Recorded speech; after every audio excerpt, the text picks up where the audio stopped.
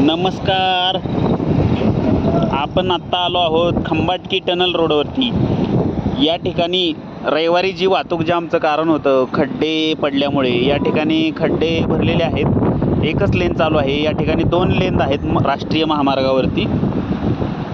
राष्ट्रीय महामार्गाला 6 लेनचं बहुतेक होण्याची शक्यता आहे, परंतु आमच्या इथे तर 2च ठिकाणं आहेत, म्हणजे 2च लेन आहेत.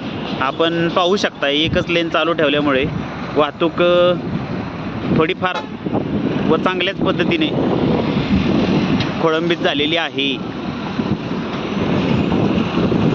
एक साधारणतः 400 ते 500 मीटर लाईन गेलेली आहे. आज वार मंगळवार, तारीख 27 मार्च 2025.